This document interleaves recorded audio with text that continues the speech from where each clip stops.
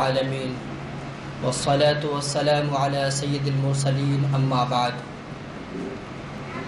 فقد قال الله تبارك وتعالى في القرآن المجيد والفرقان الحميد فأعوذ بالله من الشيطان الرجيم بسم الله الرحمن الرحيم يا أيها الناس كلوا مما في الأرض حلالا طيبا ولا تتبعوا خطوات الشيطان إنه لكم عدو مبين وقال أيضا يحل لهم الطيبات ويحرم عليهم الخبائث وقال النبي صلى الله عليه وسلم خمس فواسق الفار والأقرب والحدية والغراب والكلب العقور رواہ البخاری۔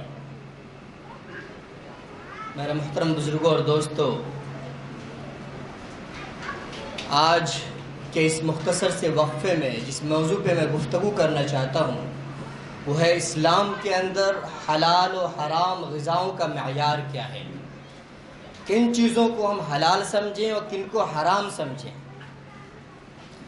قرآن کریم کی جو میں نے آیت پڑھی ہے اس کے اندر اللہ تبارک و تعالی یہ فرماتے ہیں کہ اے ایمان والو، میں نے تمہارے لیے پاک اور حلال چیزوں کو کھانے کے لیے بنایا، یا ایھا الناس کلوا مما فی الارض حلالا طیب، کہ اے ایمان والو کھاؤ ان چیزوں سے جو حلال ہے اور طیب ہے، پاکیزہ ہے۔ اور دوسری آیت کے اندر فرمایا کہ اللہ تبارک و تعالیٰ مسلمانوں کے لیے پاک چیزوں کو حلال کرتا ہے اور جو خبائث ہیں، گندی چیزیں ہیں، ان سے اللہ تبارک و تعالیٰ روکتا ہے۔ یہیں سے ہماری غذاؤں کا معیار واضح ہو جاتا ہے کہ ہمیں کیا کھانا چاہیے اور کیا نہیں کھانا چاہیے۔ میں تفصیلات میں نہیں جاؤں گا، صرف بنیادی باتوں پہ آپ کی توجہ مبذول کرانا چاہوں گا کہ پہلی بات تو یاد رکھیں کہ انسان کے لیے اس قدر غذا کھانا واجب ہے کہ وہ اپنی جان کی حفاظت کر سکے اور شریعت کے احکام کی پابندی کر سکے، اس قدر غذا کھانا واجب ہے۔ غذا کیا ہو اور وہ کیسا غذا ہو، کیا حلال ہے کیا حرام ہے، عام طور پہ انسان جن غذاؤں کو استعمال کرتا ہے وہ دو ذرائع سے حاصل ہوتے ہیں، نباتات سے یا حیوانات سے۔ نباتات سے جو غذائیں حاصل ہوتی ہیں اس میں اناج ہے، پھل ہے، سبزیاں ہیں، پھول ہیں اور بھی دیگر چیز پودے ہیں دیگر قسم کے، یعنی جو زمین سے اگنے والے پودے ہیں۔ اس سلسلے میں صرف تین چیزوں کا ہم خیال رکھیں کہ تین چیزیں اگر نہ پائی جائیں تو جتنے بھی پودے ہیں تمام کے تمام حلال آپ کھا سکتے ہیں۔ وہ تین چیزیں کیا ہے؟ پہلی چیز یہ کہ وہ صحت کے لیے بے حد مضر نہ ہو۔ ابن ماجہ کی روایت ہے کہ اللہ کے نبی صلی اللہ علیہ وسلم نے فرمایا کہ لا ضرر ولا ضرار۔ محدثین نے اس کی تشریح یہ کی ہے کہ اللہ تبارک و تعالیٰ نے جو غذائیں حلال کی ہیں اس کے اندر نقصان نہیں ہے، اور جن چیزوں کے اندر نقصان ہے ان کو کھانا جائز نہیں ہے، لا ضرار۔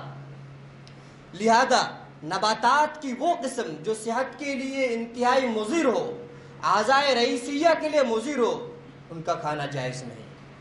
دوسرے نمبر پہ نباتات کی وہ قسم جس کے اندر نشہ ہو، اس کا بھی استعمال جائز نہیں۔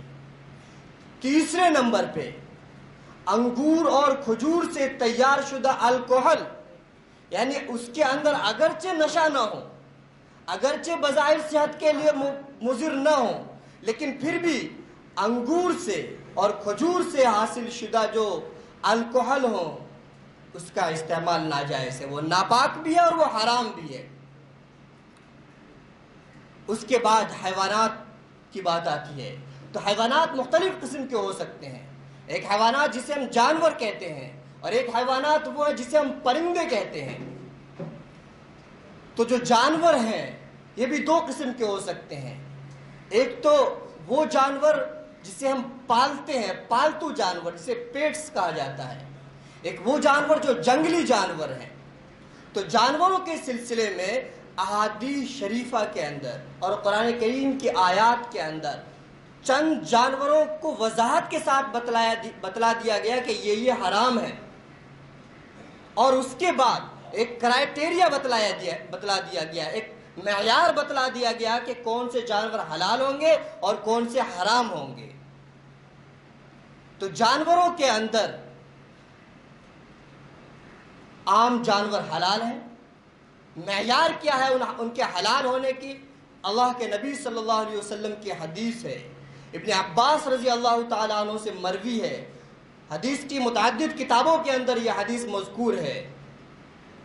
حضرت ابن عباس رضی اللہ تعالیٰ عنہ روایت کرتے ہیں کہ نہا رسول اللہ صلی اللہ علیہ وسلم عن کل ذی ناب من السباع، عن کل ذی ناب من السباع وعن کل ذی مخلب من الطیور۔ اللہ کے نبی صلی اللہ علیہ وسلم نے ان جانوروں کو کھانے سے منع کیا ہے، حرام قرار دیا ہے جو نوکیلے دانت رکھنے والے ہو، کارنیورس جانور ہو، جو گوشت خور شکار کرنے والے جانور ہو، ان کو کھانے سے منع کیا ہے۔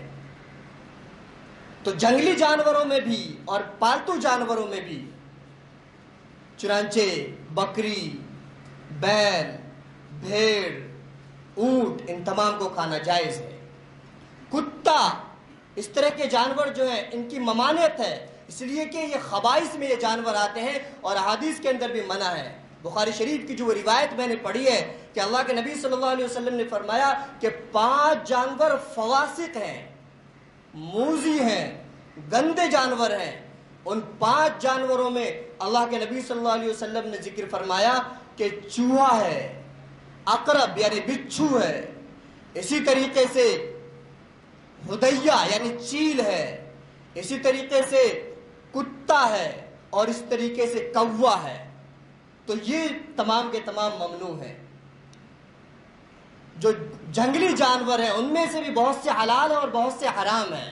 تو معیار گویا یہی ہے کہ وہ جانور جو شکار کر کے کھاتے ہوں اور جن کے دانت ہو نوکیلے دانت، جسے کارنیورس کہا جاتا ہے انگلش کے اندر، ایسے جانوروں کو کھانا حرام ہے۔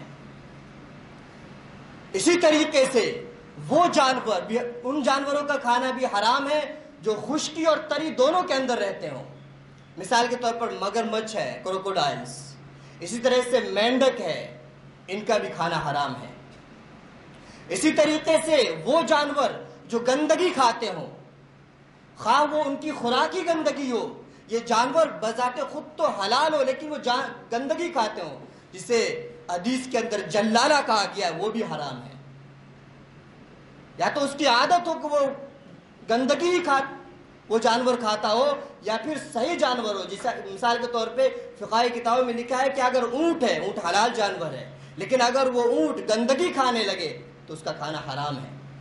اسی طریقے سے مرغیوں کے بارے میں فقہا نے لکھا ہے کہ اگر وہ بھی جلالہ ہو، کھلی پھرتی ہو، گندگیاں کھاتی ہو، تو ان کو بھی کھانا جائز نہیں ہے۔ ہاں، اس شرط کے ساتھ کھانا جائز ہے کہ ان کو چند دن تک باندھ کے رکھا جائے، اور جب یہ اندازہ ہو جائے کہ گندگی اور نجاست کا اثر اس کے اندر سے ختم ہو گیا ہے تو پھر اس کو کھا سکتے ہیں۔ اسی طریقے سے بہت سے لوگ پوچھتے ہیں کہ مرغیوں کو بہت سی جگہ ذبح کر کے گرم پانی میں ڈال دیتے ہیں اور پھر اس کو بنا کر دیتے ہیں قصاب، تو اس سلسلے میں بھی یاد رکھیں معیار وہی ہے کہ وہ جلالہ نہ ہو۔ اگر گرم پانی میں ڈالنے کی وجہ سے اس کے اندر جو آلائش ہے، نجاست ہے، اس کا اثر اگر گوشت کے اندر آ جائے تو اس کا کھانا ناجائز و حرام ہوگا۔ لیکن ڈالا اور فوراً نکال لیا، اتنی گرمی اندر تک نہیں پہنچی کہ اس کی آلائش اور گندگی کا اثر گوشت کے اندر آ سکے، تب تک اس کا کھانا جائز ہے۔ تو معیار ایک یہ ہے کہ وہ نجاست کھانے والے جانور نہ ہوں۔ اسی طریقے سے وہ جانور بھی حرام ہے جس کے اندر خون ہی نہ ہو، یا خون تو ہو لیکن بہتا ہوا خون نہ ہو۔ مثال کے طور پر سانپ ہے، سانپ کا کھانا حرام ہے اس لیے کہ سانپ کے اندر خون ہے لیکن بہتا ہوا خون نہیں ہے۔ بعض جانور ایسے ہیں چھوٹے چھوٹے جو پتنگے ہیں، ان کا کھانا بھی حرام کیوں ہے؟ کہ اس کے اندر خون ہی نہیں ہے۔ تو یہ فقہاء نے معیار بتلائے ہیں کہ وہ جانور جس کے نوکیلے دانت ہو، اس کا کھانا حرام ہے۔ وہ جانور جو خشکی اور تری دونوں کے اندر رہ سکتے ہو، ان کا کھانا حرام ہے۔ وہ جانور جو گندگی کھاتے ہو، ان کا کھانا حرام ہے۔ اسی طریقے سے وہ جانور کہ طبیعت جن کو ناپسند کرے، جن سے گھن آئے، تو ان کا بھی کھانا حرام ہے۔ پرندوں کے اندر معیار یہ ہے کہ وہ پرندے جو ذی مخلب نہ ہوں، جو چنگل سے شکار کر کے نہ کھاتے ہوں، ان کا کھانا جائز ہے، اور جو چنگل سے شکار کر کے کھاتے ہوں جیسے چیل ہے، باز ہے، تو اس طرح کے تمام جانور حرام ہوں گے۔ اسی طریقے سے ان جانوروں کا کھانا بھی حرام ہے جن جانوروں کو نہ مارنے کا حکم دیا گیا ہے۔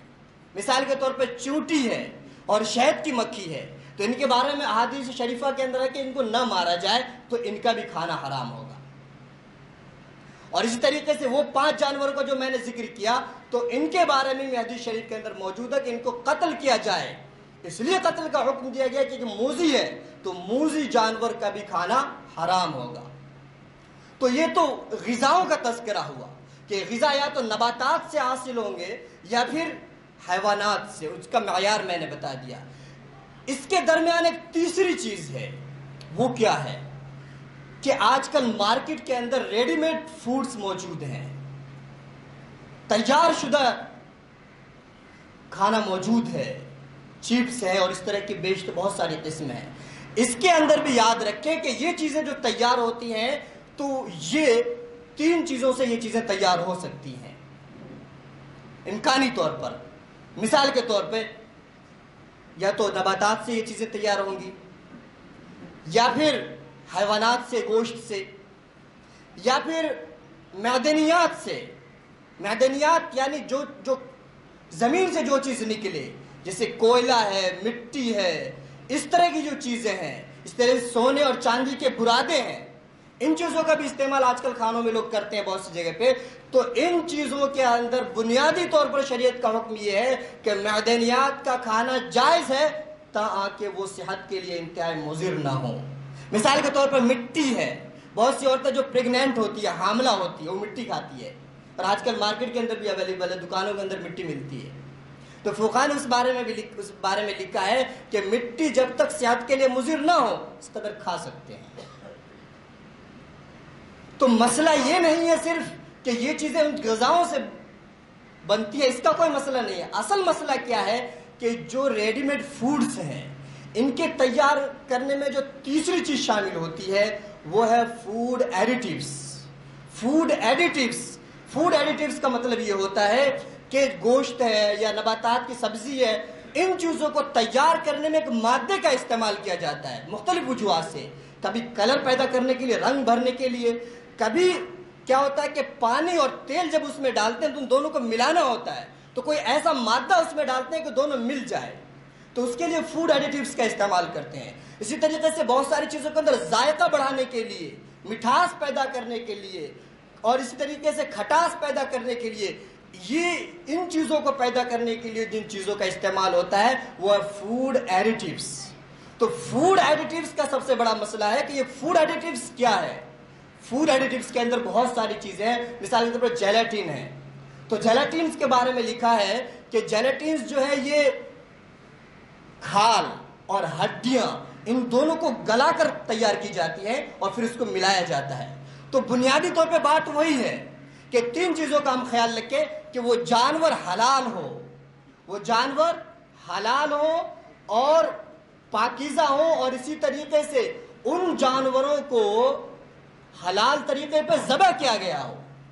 مثال کے طور پہ ہڈی ہے تو ہڈی کا کھانا بنیادی طور پہ جائز ہے، لیکن وہ ہڈی جو ہے پگ، سوگر کا نہ ہو، اس لیے کہ سوگر تو رجس العین ہے۔ اسی طریقے سے اگر حلال جانوروں سے وہ ہڈی حاصل کی گئی ہو تو اس جانور کو شریعت مطالعہ کے طریقے پر ذبح کیا گیا ہو۔ تو یہ چیزیں ضروری ہے اس کے اندر۔ ہمیں کیسے پتا چلے گا کہ یہ جو جیلاٹینز ہیں اس کے اندر جو چمڑے کا استعمال ہوا ہے یا اس طریقے سے ہڈی کا استعمال ہوا ہے یہ جائز ہے یا ناجائز ہے؟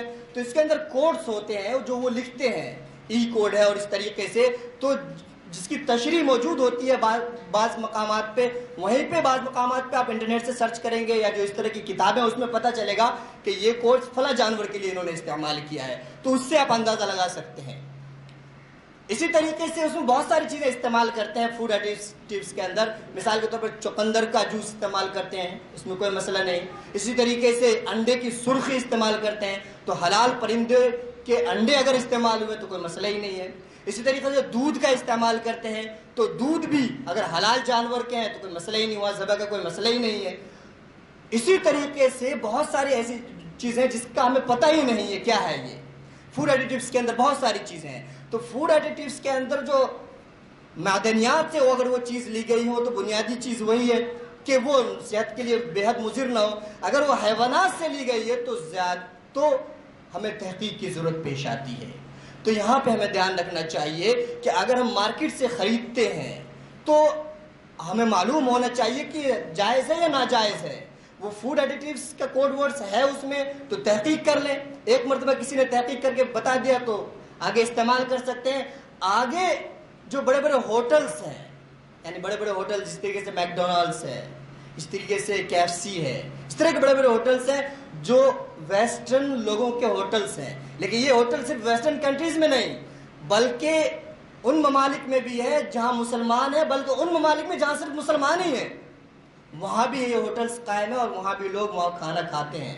تو یہ جو ہوٹلز ہیں یہ لوگ کیا کرتے ہیں، حلال سرٹیفکیٹ حاصل کرتے ہیں۔ ہر ملک کے اندر مسلمانوں کی ایک ایسی تنظیم ہے جو انہیں حلال سرٹیفکیٹ فراہم کرتی ہے اور اس کے بیس پہ ہم اعتماد کر کے ان کا کھانا کھا سکتے ہیں، اور وہ ادارہ اگر قابل اعتماد ہے تو ان کا کھانا بھی جائز ہوگا ہمارے لیے۔ ہمارے یہاں سے بھی ایک پڑھے ہوئے تھے مولانا جو کیرل کے اندر تھے، وہ حلال سرٹیفکیٹ دینے کے لیے وہاں جمعیت علماء کی طرف سے منتخب تھے، تو وہ کمپنی غیر کی تھی، غیر مسلم کی بیف کی کمپنی تھی، تو وہاں پہ وہ حلال سرٹیفکیٹ دینے کے لیے وہاں موجود تھے، آبزرور تھے، تو باضابطہ وہ مذبح کے اندر سلاٹر ہاؤس کے اندر جاتے تھے اور جب جانور ذبح ہو جاتا تھا تو اس کے بعد وہ سرٹیفکیٹ دیتے تھے کہ آج جو جانور ذبح ہوئے وہ شریعت کے حساب سے ہوئے، اس لیے کہ وہ ان کے تمام مال جو ہے وہ گلف کنٹریز کے اندر ایکسپورٹ ہوتے ہیں۔ تو اگر معتبر تنظیم نے ان کو سرٹیفکیٹ دیا ہے تو ہم ان پہ اعتماد کر کے ایک حد تک کھانا کھا سکتے ہیں۔ ایک آخری بات جو رہ گئی ہے وہ سی فوڈ، جو مچھلی کے جانور ہیں اس کا کیا حکم ہے؟ تو مچھلی کے جانوروں میں یہ ہے کہ حنفیہ کے یہاں صرف اور صرف مچھلی حلال ہے۔ مچھلی کی کوئی بھی قسم ہو، خواہ وہ ڈالفن ہو یا سارک ہو۔ سارک کے بارے میں بہت سے لوگ کہتے ہیں کہ یہ مچھلی تو ہے لیکن یہ تو گوشت کھانے والی مچھلی ہے، تو آپ کو ہم بتا دیں کہ مچھلی کی کوئی بھی قسم ہو، خواہ کتنی بڑی کیوں نہ وہ جائز ہے۔ آپ کو شاید معلوم ہو کہ حدیث شریف کے اندر ایک واقعہ مذکور ہے کہ ایک غزوے کے موقع پر صحابہ کرام کو ایک مچھلی ملی، وہ مچھلی اتنی بڑی تھی کہ 15 دنوں تک صحابہ نے کھایا، کہ بہت سے لوگ تھے 15 دنوں تک اس مچھلی کو کھایا، اور پھر اس مچھلی کے کانٹے، بلکہ ہمیں ہڈی کہنا چاہیے، اس کی جو ہڈیاں تھی اتنی بڑی تھی کہ اس کے بیچ سے اونٹ گزر جاتے تھے۔ جب وہ آئے تو اللہ کے نبی صلی اللہ علیہ وسلم نے تذکرہ کیا تو آپ صلی اللہ علیہ وسلم نے کہا کہ بالکل جائز ہے۔ تو حنفیہ کا کہنا یہ ہے کہ سی فوڈ میں صرف اور صرف مچھلی حلال ہے۔ ان کی دلیل یہ ہے کہ اللہ کے نبی صلی اللہ علیہ وسلم کے زمانے میں بھی سی فوڈز کی دوسری قسمیں موجود ہوں گی، لیکن صحابہ سے یا اللہ کے نبی صلی اللہ علیہ وسلم سے کبھی بھی مچھلی کے علاوہ کوئی دوسرا مچھلی کا سمندر کا جانور کھانا مروی نہیں ہے، یعنی کہیں بھی مذکور نہیں ہے کہ صحابہ نے یا اللہ کے نبی صلی اللہ علیہ وسلم نے مچھلی کے علاوہ کسی سمندری جانور کو کھایا ہو، اس لیے وہ ناجائز کہتے ہیں۔ باقی جو دیگر فقہا ہیں وہ اس کو جائز کہتے ہیں، ان کے اپنے دلائل ہیں۔ اللہ کے نبی صلی اللہ علیہ وسلم کی ایک حدیث ہے کہ پانی پاک ہے اور اس کے مردار جو ہے وہ بھی حلال ہے، تو اس ایک عام دلیل کی وجہ سے یہ کہتے ہیں۔ لیکن حنفیہ کی ایک دلیل تو یہ ہے، دوسری دلیل یہ ہے کہ شریعت نے خبائث کو ناجائز قرار دیا ہے، اور مچھلی کے علاوہ جو دیگر چیزیں ہیں عام طور پہ طبعاً اس سے گھن ہوتی ہے، اس لیے وہ چیزیں حلال نہیں ہوں گی۔ دلائل اپنی جگہ ہیں، کھانے کے اندر، حلال و حرام کے اندر ایک متقی مسلمان کے لیے کیا معیار ہونا چاہیے، اس کے ساتھ میں اپنی بات ختم کر دوں گا۔ اللہ کے نبی صلی اللہ علیہ وسلم کی بہت ہی مشہور حدیث ہے کہ الحلال بین والحرام بین، حلال واضح ہے، حرام بھی واضح ہے، وبینہما المشتبہات، اور اس کے درمیان مشتبہات ہے۔ پھر حدیث کی آگے لمبی حدیث ہے جس کے اندر اللہ کے نبی صلی اللہ علیہ وسلم نے کہا کہ مشتبہات سے ہی بچو، جو مشتبہات سے، ڈاؤٹ فل غذاؤں سے جو نہیں بچتا ہے تو قریب ہے کہ وہ آج نہ کل وہ حرام میں مبتلا ہوگا۔ تو اگر ہمیں کسی چیز کے بارے میں شک ہے تو ہم اس سے گریز کریں۔ بات ختم ہو گئی ہے۔ مچھلی کے بارے میں ایک آخری بات بتا دوں کہ مچھلی، تمام جانوروں کو حلال کرنا ضروری ہے، ذبح کیے بغیر آپ نہیں کھا سکتے، لیکن دو جانوروں کے بارے میں اللہ کے نبی صلی اللہ علیہ وسلم نے فرمایا کہ بغیر ذبح کیے بھی کھا سکتے ہیں۔ حدیث شریف کے اندر ہے کہ میتتان، یعنی دو مردار ایسے ہیں جن کو کھانا جائز ہے۔ ان دو مرداروں میں سے ایک مردار مچھلی ہے اور دوسرا جو وہ ٹڈی ہے۔